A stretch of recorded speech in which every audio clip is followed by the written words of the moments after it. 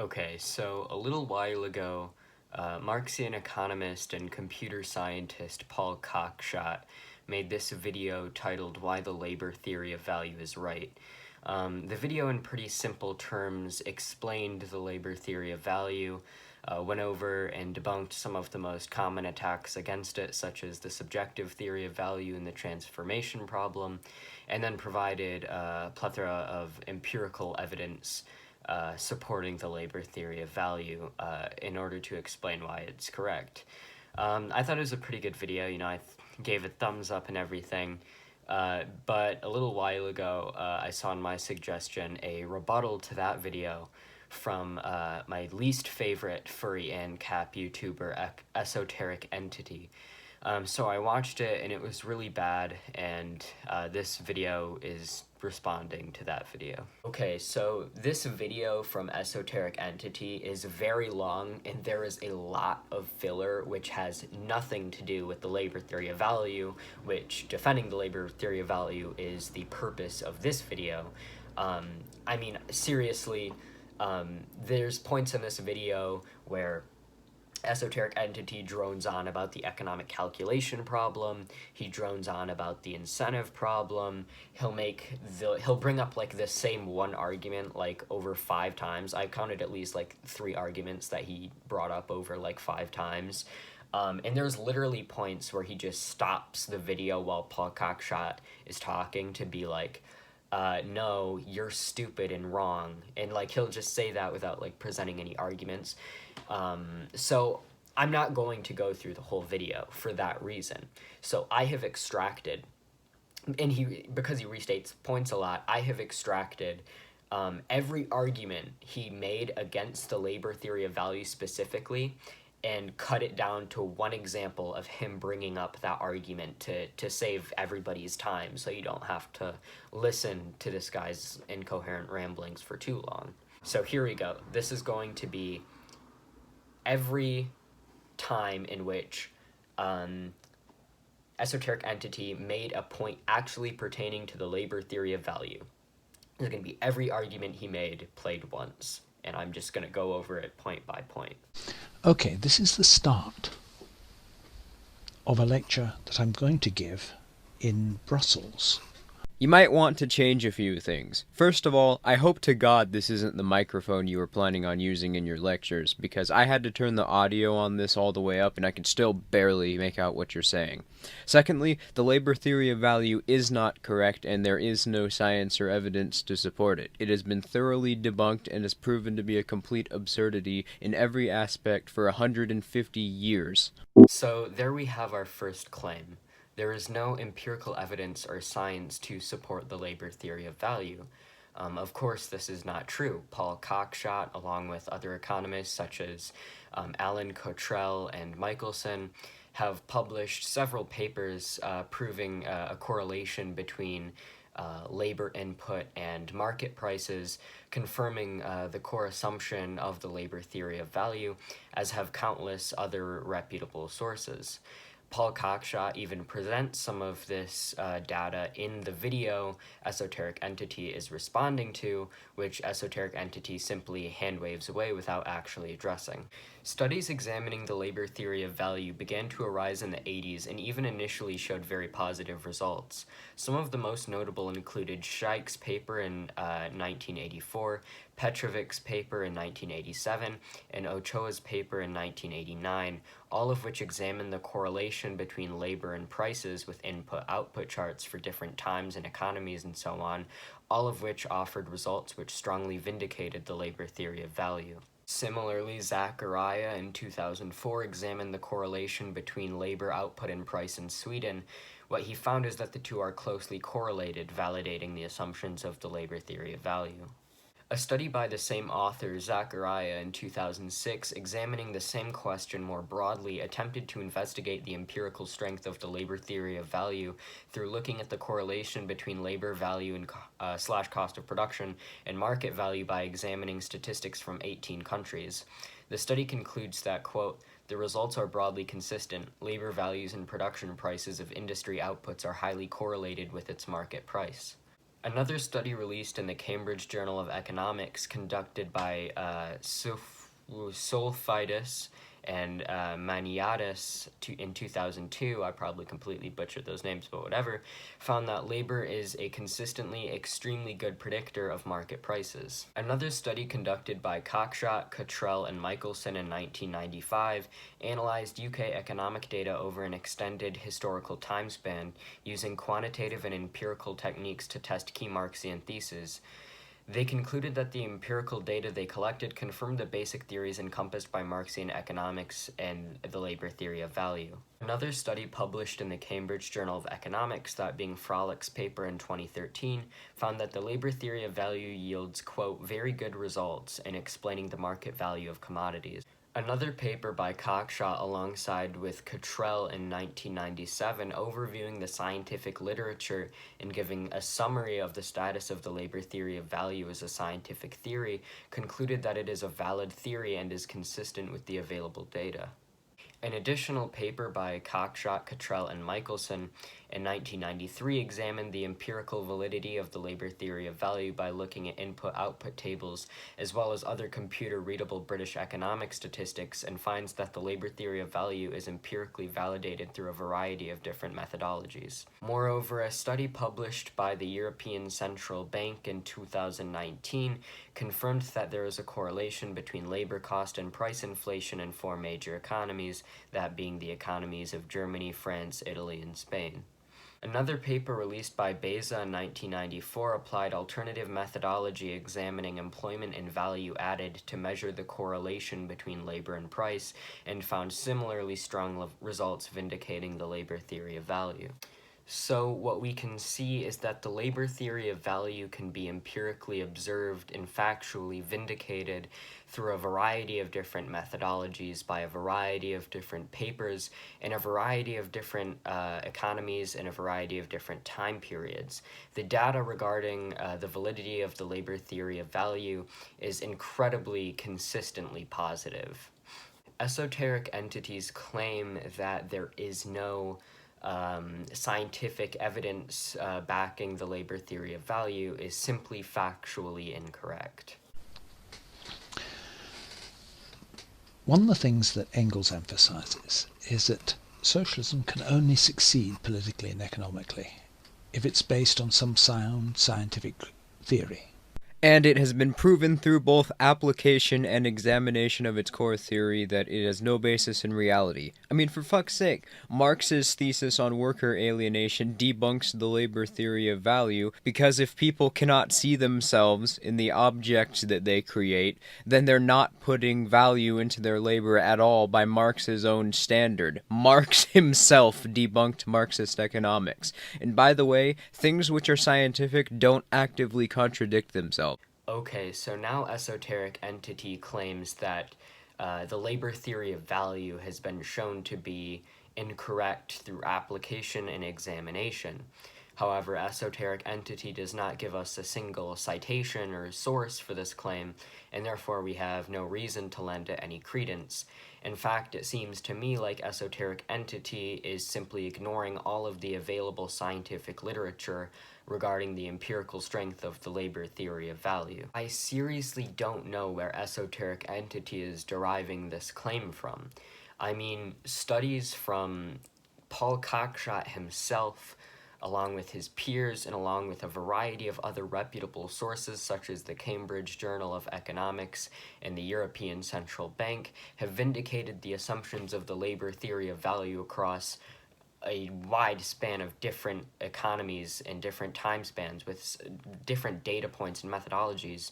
Like, how he can just hand wave away all this data and say, actually, through examination, it's been proven to be false, when in fact the opposite is the case as a matter of fact, is bewildering to me. Okay, so that covers his claim that it's been proven false by examination. He also says it's been proven false by application, which I don't really know what that means, but I can only imagine he's talking about it's been proven false by the inefficiency of planning in the cases where socialist societies or socialist countries have attempted to use the labor theory of value in order to plan the allocation of resources. I'm assuming he's referring to, look, these economies tried to allocate resources based on, the assumption of the labor theory of value, and they did so inefficiently, therefore the labor theory of value is false. However, this argument doesn't hold up for a variety of reasons. First of all, in every case in which a nation or a place has attempted socialist planning, that nation has been berated by worldwide sanctions and embargoes and Western imperialist-backed coups. For examples of this, we can look at the USSR, Chile, Venezuela, Cuba, literally every major example you can think of in which a country has attempted to establish Marxism or socialism and try planning, that place has been met with massive intervention. Second, the places and the times which this has been tried didn't have the modern technology that we have now, which is required to efficiently take into account and communicate things like labor values and supplies of different resources in order to efficiently allocate resources. However, with modern technology, this could be done relatively quickly and relatively efficiently, as Paul Cockshott explains in his book Towards a New Socialism, where he drafts up a model of planning using modern technology, which could efficiently allocate resources without market mechanisms. Furthermore, I could very easily argue that there has been examples of efficient planning based on the assumptions of the labor theory of value. Take, for example, the USSR, which for many years saw very fast and reliable economic growth and innovation, which only ended up stagnating and eventually collapsing because of external factors such as embargoes, disastrous Gorbachev policies, which caused massive inflation and bankrupted the state, and so on. However, even if we look at the poorest performing years of the Russian mostly planned economy, specifically some of the Brezhnev years, if we look at that level of economic growth, the lowest level of economic growth that Russia saw while they had implemented planning, if we project that level of economic growth forward, the Russian economy still would have seen more growth than it did with the introduction of capitalism. Now, of course, I am not a supporter of the Soviet Union, but to say that the labor theory of value has been invalidated by applying its assumptions to planning, which has been always inefficient, is simply incorrect. In fact, the opposite is true. And if we look at where planning has been attempted using the assumptions of the labor theory of value with an accurate historical lens, we can see that these historical examples actually vindicate the labor theory of value further. The claim that Marx debunked the labor theory of value with his thesis on worker alienation is a strange one.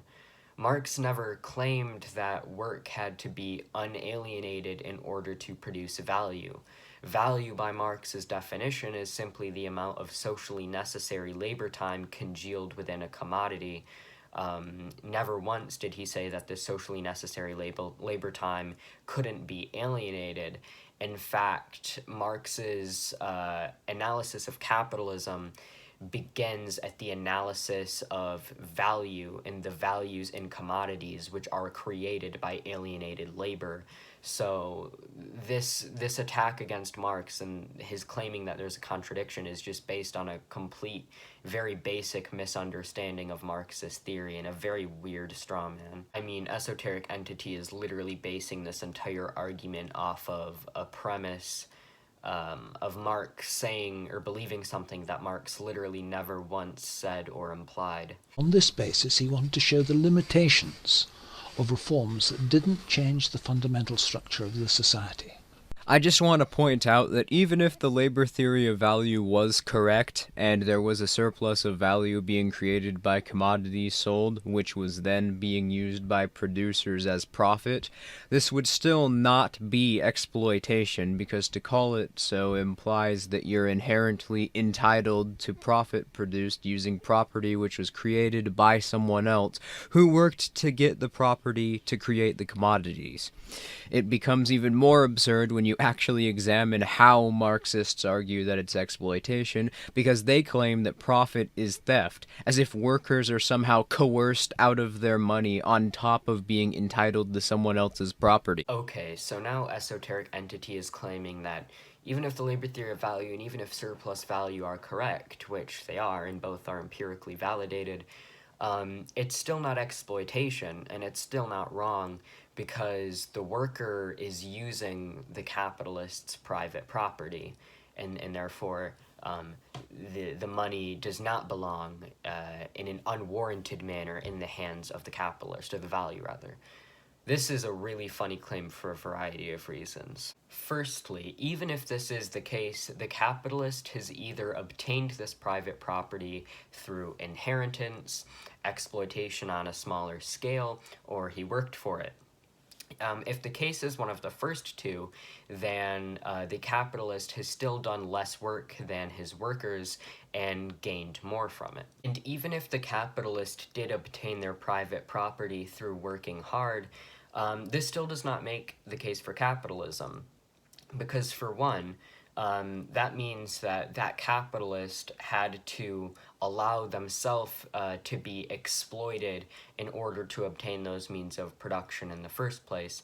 And two, even if this is the case, eventually the surplus value he extracts from his workers will outweigh the work that he put in the first place. However, I fully understand the fact that these arguments, though they do prove that what Esoteric Entity is saying does not make any moral case for capitalism, these do not negate the actual premise that in the context of capitalist society, the surplus value does not remain in the hands of the capitalist in an unwarranted way, which is the core of Esoteric Entity's argument. The thing is, though, the funniest part about this argument is that this is not something that Marxists, or at least Marxists who understand Marx, even disagree with. And his assertion that this is an argument against Marxism is a really funny example which demonstrates how little he understands Marxism. To demonstrate my point, let me read a quote from Marx. This is from Marx's Notes on Wagner. He says the following, quote, "The obscure man falsely attributes to me the view that the surplus value produced by the worker remains in an unwarranted manner in the hands of the entrepreneurs. In fact, I say the exact opposite, that the production of commodities must necessarily be capitalist production of commodities at a certain point, and that according to the law of value governing it, the surplus value rightfully belongs to the capitalist and not the worker," unquote.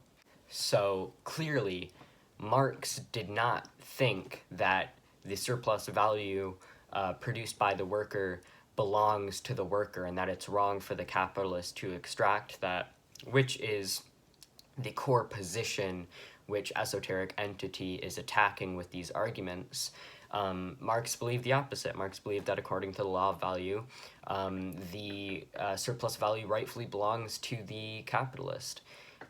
So Esoteric Entity really isn't arguing against Marx. He's not arguing against Marxism. He's arguing against a straw man of Marxism that he has erected. However, to say that because of this, that means that the worker is not being exploited is just fundamentally incorrect and shows a basic misunderstanding of the Marxian notion of exploitation. Marx made it crystal clear in Capital Volume 1 that exploitation from the Marxian perspective is the difference between what the worker produces and what the worker is compensated for.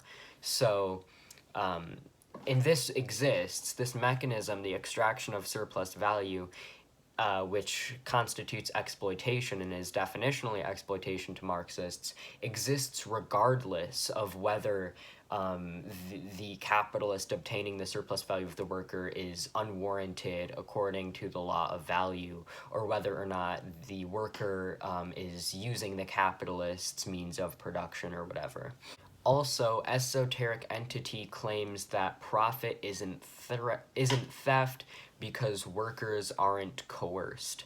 Now, I'm not sure if esoteric entity doesn't understand the basic nature of capitalism, or if he doesn't understand the definition of coercion, or both, but capitalism very obviously, definitionally, intrinsically requires coercion. Now, the very dictionary definition of coercion is, quote, the practice of persuading someone to do something by use of force or threats.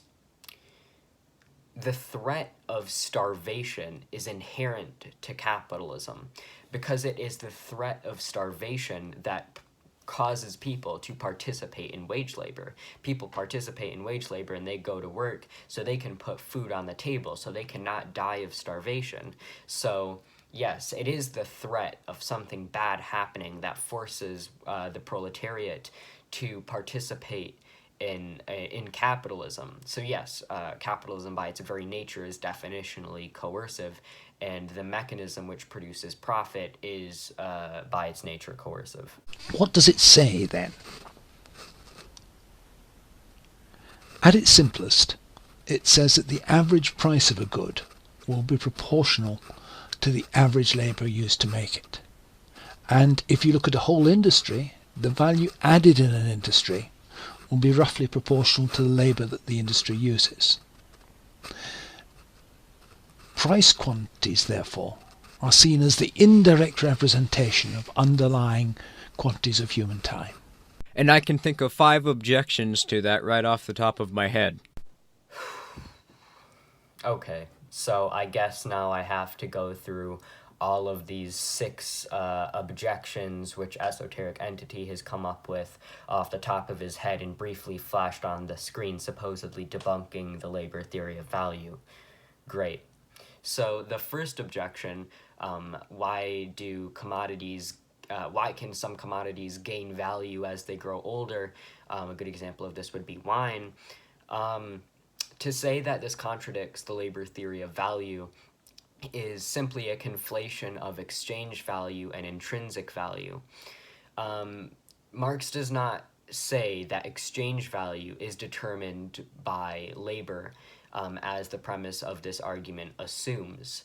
I would say that some commodities can gain value or gain exchange value as they grow older because of higher demand or lower supply for an older version of that commodity. However, to say that Marx denied the laws of supply and demand in explaining exchange values, which is the mechanism esoteric entity is referring to, displays a basic misunderstanding of Marxism. In Wage, Labor, and Capital Volume 1, and many of his other economic works, Marx explicitly talked about the influences of supply and demand in forming exchange values, which is what we see with commodities gaining value, exchange value as they grow older. So no, this does not contradict the labor theory of value at all. The second objection, how come I might value this shirt more than this shirt, despite the only difference being cosmetic, even if they have the same labor value, is simply a conflation of use value and intrinsic value. So esoteric entity is assuming that Marxists believe that the amount of labor in a commodity determines its use value, determines how much you as an individual subjectively evaluate the usefulness of that given item. Marxists claim no such thing. Marxists don't claim that labor constitutes use value or determines how much you value a certain thing. Marxists claim that labor determines intrinsic value, which is something else, which is essentially, I guess, could be explained as exchange value given supply and demand are at equilibrium. The objection about how come some commodities can lose value as they grow older, I would rebut that with my same argument from his first objection of how they can gain value as they grow older. This is simply a conflation of exchange value and intrinsic value, and makes the false assumption that Marx denied the laws of supply and demand in determining exchange value, which he very clearly didn't. Esoteric entities' point about how come some people can earn profit from non-labor tasks is simply a conflation of intrinsic value and exchange value, which falsely assumes that Marxists believe that labor value solely determines the exchange value of a commodity, which, of course, is just false. As far as the claim, well, if the labor theory of value is right, why do people subjectively value commodities differently? Is the same as the shirt argument, and the rebuttal is the same as the rebuttal to the shirt argument. This is an argument which just conflates in a very egregious way use value and intrinsic value, and falsely makes the claim that Marxists believe labor determines use value, which I don't know any Marxist who has ever claimed that. As far as how is socially necessary labor time measured, I don't know, that's kind of a weird point. I guess it's measured by examining the amount of labor time which is socially necessary and therefore meets some level of demand in society, which is congealed in the production of a certain commodity. It's obviously not easy to measure, but there have been proposals for ways to measure this, including models which are able to reduce heterogeneous labor to a common unit and allow for joint production and so on. There have been multiple scientific papers doing this, so if you really want this question answered in detail, I guess do some reading. But if something not being measurable devalues the validity of a theory, then why are you arguing for the subjective theory of value? I mean, how easy is it to measure how much society subjectively values a certain commodity? This is such a nonsense, this is such a self-defeating argument. I mean, Paul Cockshott himself literally has found ways to measure the socially necessary labor time in commodities in order to conduct studies drawing the correlation between labor values and prices, which he presents these studies later in the video, and esoteric entities simply ignores them. So on the one hand, they've said that prices in the end represent subjective valuations of commodities. On the other hand, when they present a more elaborate theory, they say that where you get a price, it's where you get the intersection between what are termed a supply and a demand curve. Now, in another publication, I go into some detail as to why this doesn't constitute a scientific theory. What it takes for something to constitute as a scientific theory is to be able to make observations of your theory, formulate a hypothesis, develop testable predictions, and gather data to be able to test these predictions. So I would be interested to see how the subjective theory of value doesn't constitute a scientific theory when it meets all of the criteria for something to constitute a scientific theory. So now esoteric entity is claiming that the subjective theory of value meets the criteria which he's just laid out to meet a proper scientific theory. This is just factually not true. It's just not true. This is just wrong.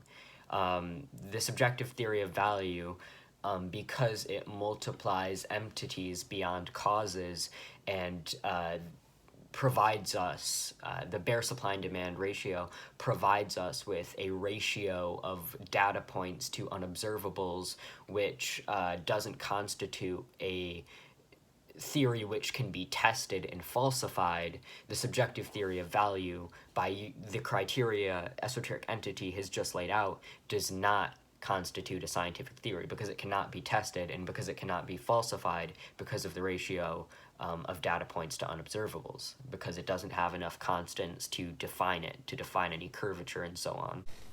Basically, it's a matter of Occam's razor, which says you shouldn't multiply entities beyond causes. Actually, Occam's razor is only the use of generalized formulation to guide in the development of creating theoretical models, and what it suggests is that the model which makes the least amount of assumptions is generally the strongest. Firstly, Occam's razor is not an irrefutable principle in the scientific method. It is merely a preference for simplicity based on the fact that each potential explanation for an occurrence comes with an unrealistically large or even infinite amount of alternative variables. The reason this principle is generally used in testing scientific observations is because any theory can be propped up with ad hoc, unfalsifiable hypotheses when it's failing in explanations to prevent the theory from being falsified. In other words, simpler theories tend to be easier to test under the scientific method. The problem with using Occam's razor here is, first of all, your observation of the theory of value isn't any more or less complicated than the subjective theory of value. In fact, one could argue that the subjective theory of value is even simpler than the labor theory of value. No one here is complicating things, only offering an alternative theory to the one which was proposed by yourself. But also, there are very serious problems with the labor theory of value which supporters of it cannot seem to address, and the subjective theory of value answers for nicely. So it's not that the subjective theory of value is overcomplicating things, it's that you have things to answer for which you can't. So either explain these issues, such as the transformation problem or the paradox of value, or concede that you're incorrect. Ironically, you are the one here who is not abiding by the scientific method. Okay, wow, so that is a lot of really bad arguments that esoteric entity just kind of machine gun fired out. So, first of all, the way that Paul Cockshott portrayed Occam's razor is correct, and the way esoteric entity has portrayed it is not correct, and is not the interpretation which is recognized by the philosophical and scientific communities. The specific phrase, the specific quote, which is used in scientific and philosophical communities to describe and define Occam's razor is, quote, "do not multiply entities beyond necessity." This interpretation can be found in basically any academic paper on the subject of Occam's razor. For example, Vasiliela, I messed up that name, whatever, in 2011, and Schaefer in 2011, both of which released papers pertaining to Occam's razor, and basically presented what Paul Cockshott claimed Occam's razor is as the definition of Occam's razor. So yes, what Paul Cockshott put forth is indeed the official interpretation of Occam's razor, and is the correct interpretation of Occam's razor. Esoteric entity also claims that Occam's razor is just like a preferential thing, with no real bearing over like validity. This is of course not true. I mean, of course it's context dependent, but Occam's razor of course has the potential to determine whether or not something meets the criteria for a valid and testable scientific theory. Esoteric entity also makes the argument that Occam's razor isn't some like irreconcilable all-determining heuristic, which that's fine. Paul Cockshott's point does not assume that it is. Paul Cockshott's point is a very specific one pertaining to the specific ratio of data points to unobservables in the subjective theory of value, which asserts that if you examine this ratio, the subjective theory of value does not have enough constants to test the theory and falsify the theory, and therefore the subjective theory of value does not constitute a sound scientific testable theory because it is unfalsifiable. So yeah, Paul Cockshott's argument pertains to the specific ratio of data points to unobservables and does not assume or require, in order to maintain its validity, that Occam's razor is some irreconcilable heuristic that's always correct. Because esoteric entity has not grappled with the status of the subjective theory of value as a scientific theory based on the specific ratio of data points to unobservable factors within the bare supply and demand model, he has not actually addressed Paul Cockshott's point at all, and has instead decided to ramble about how Occam's razor is not an irrefutable heuristic, which Paul Cockshott's argument does not assume, after completely misrepresenting what Occam's razor is and falsely claiming that Paul Cockshott put forth a false interpretation of it, which of course he didn't. He put forth the orthodox and academically accepted interpretation of it. So every argument which esoteric entity is making here in this like little rant that he just did is like completely ridiculous. Next, esoteric entity baselessly claims that the labor theory of value is equally as refuted by Occam's razor as the subjective theory of value. This is, of course, completely false. In adding the constant of labor values and so on, the labor theory of value fundamentally transforms the ratio of data points to unobservable factors from what it is under the subjective theory of value, which this ratio is the core of Paul Cockshott's argument, and therefore in transforming it, the labor theory of value comes to constitute a sound scientific theory. Esoteric entity also claims that the subjective theory of value is a more sound theory than the labor theory of value because it has answers to things which the labor theory of value doesn't have answers to. For example, the paradox of value and the transformation problem. Of course, these things have been answered by proponents of the labor theory of value for years, which esoteric entity just simply ignores. As far as the paradox of value, that's an easy one. The paradox of value just asserts how come some non-necessities like diamonds can have more exchange values or whatever than necessities like water. Well, what we see here is the mechanisms of supply and demand acting on exchange values, and the labor theory of value as proposed by Marx does not deny the influence of supply and demand when it comes to determining exchange value. And to make this argument, esoteric entity is conflating exchange value with intrinsic value.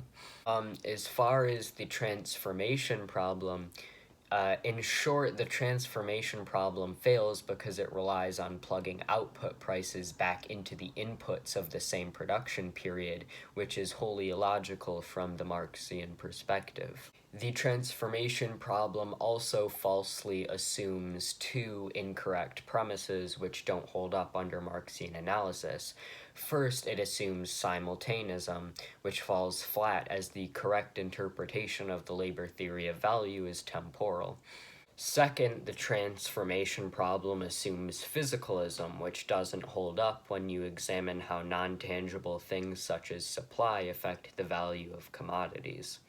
Paul Cockshott even made his own arguments regarding the invalid nature of the transformation problem in the video that esoteric entity is responding to, but because esoteric entity conveniently skipped over that part of Paul's video and never addressed his claims regarding the transformation problem, I don't feel the need to restate them here. At any one time, all you can observe is a combination of a certain quantity of goods being sold and their price. Oh, come on. Even you know that's fucking bullshit because earlier you said this. At its simplest, it says that the average price of a good will be proportional to the average labour used to make it. And if you look at a whole industry, the value added in an industry will be roughly proportional to the labour that the industry uses. According to this standard, any economic theory is unscientific. So, which is it? Is the entire science of economics, including Marxism, unscientific? Or are you just appealing to the classic economic illiterate tactic of pulling shit out of your ass and flinging it at the wall in an effort to see what sticks? So I guess Esoteric Entity is claiming that there is some contradiction between the two claims we just heard Paul Cockshott put forth.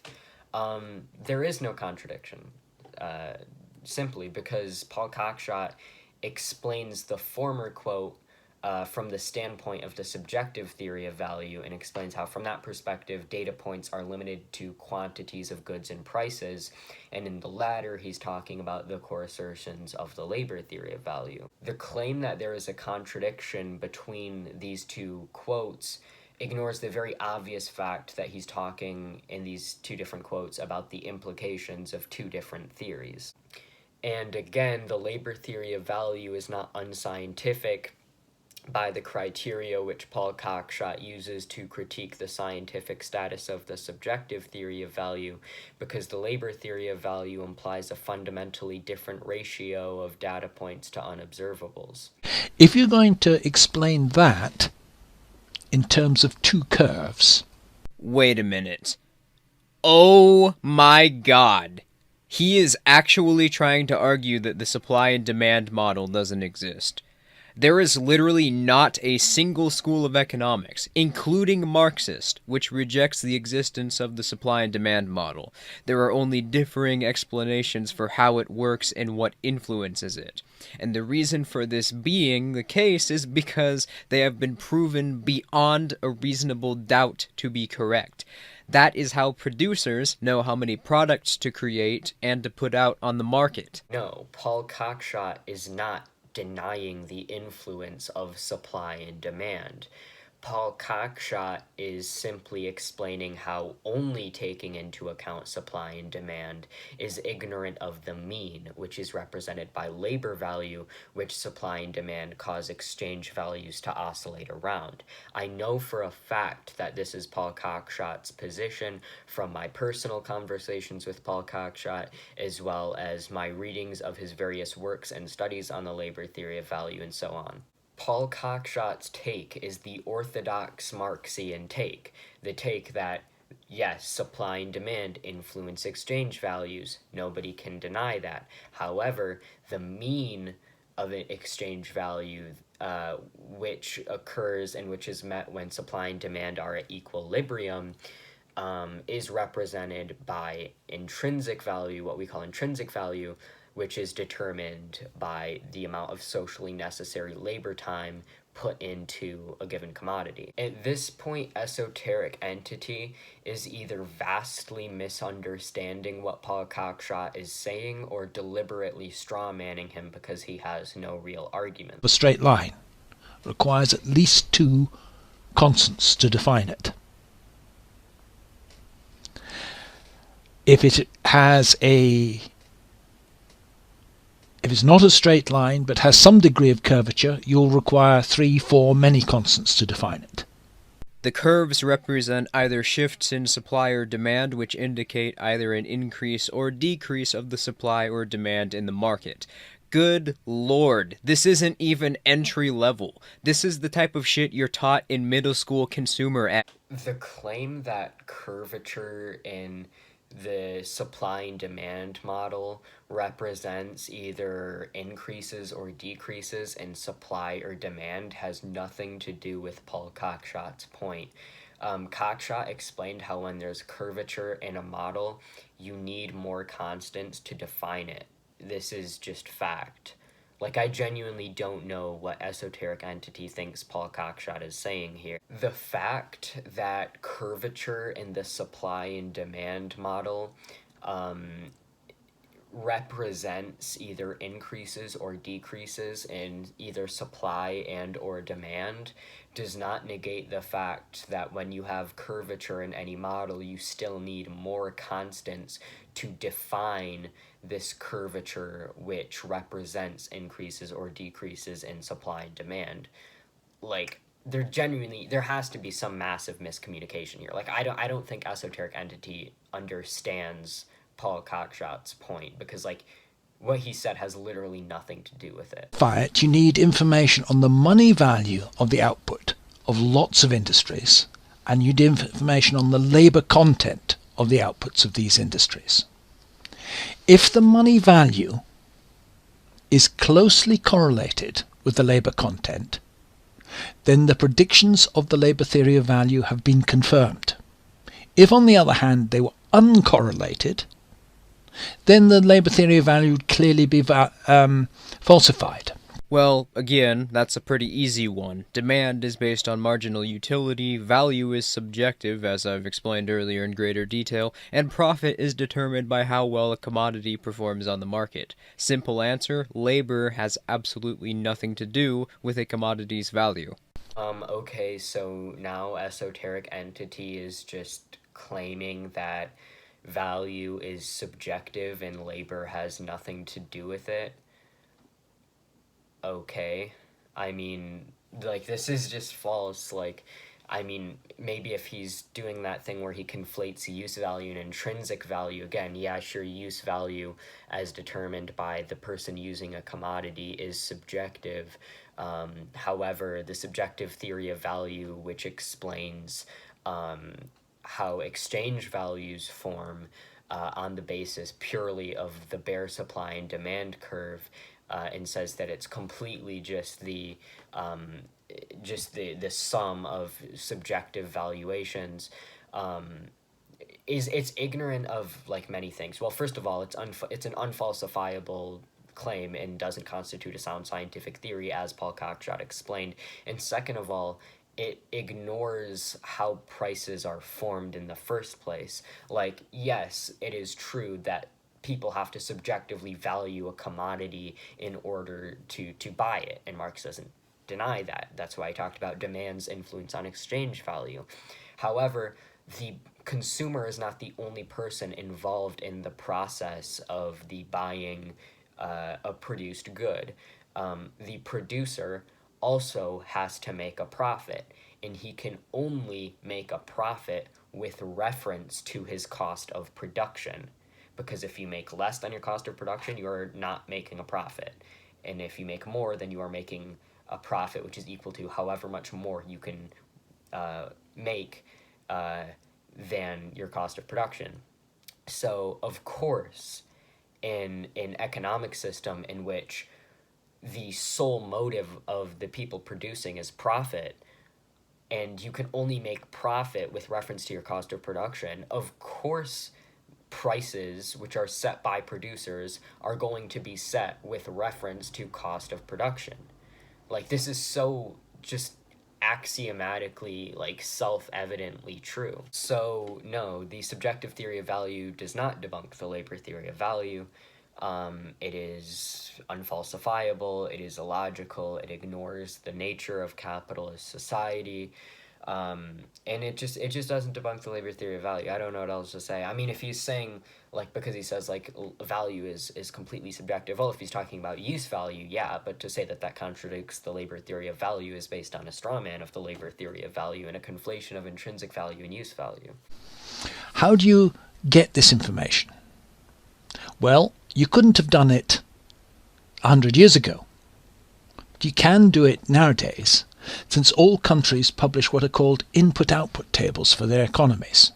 There are multiple problems with the I/O chart, but here are the main four. Firstly, in the model of private households and firms, both optimize, and somehow they aren't as well off as they can be, which means they leave some obvious gains out. Why don't those households or firms optimize and take into account these external gains? Secondly, why is the government able to recognize the externalities and compensate for them through taxes and subsidies, but private entities who are in question can't?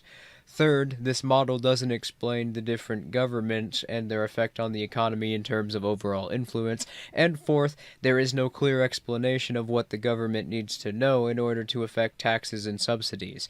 But even with all these main points aside, the I.O. chart has only existed since 1905, while markets have existed as far back as 100,000 years. So if the I.O. chart is required to send signals to producers for how much they need to produce and put on the market, how come the market was operating for thousands of years without an I.O. chart?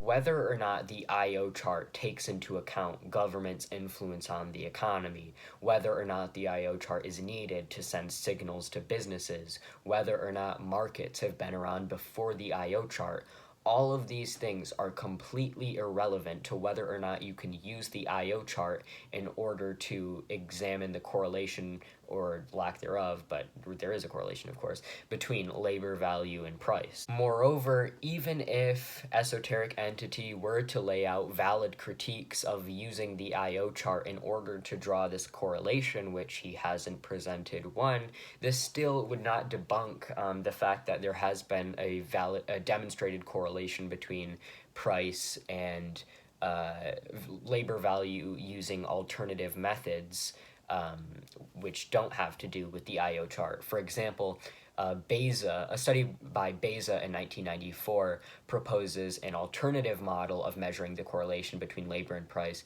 by examining variables such as employment and value added, which have nothing to do with the I.O. chart, but still, using this methodology, Baeza was able to demonstrate the same reliable correlation between price and labor. Moreover, a study by Paul Cockshott, Cottrell, and Michaelson, which I mentioned earlier, used alternative methods as well besides the I.O. chart, using other computer-readable UK economic statistics in order to examine this correlation, and found that this correlation holds true across other methodologies besides just using the I.O. chart as well.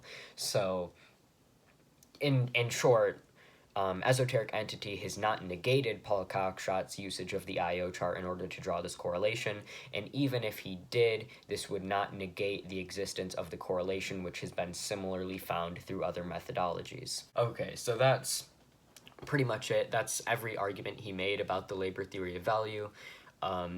Everything else that he says in that video either has nothing to do with the labor theory of value, is just restating points that I already went over, or is just like ad hominems or weird insults or droning on about unrelated stuff.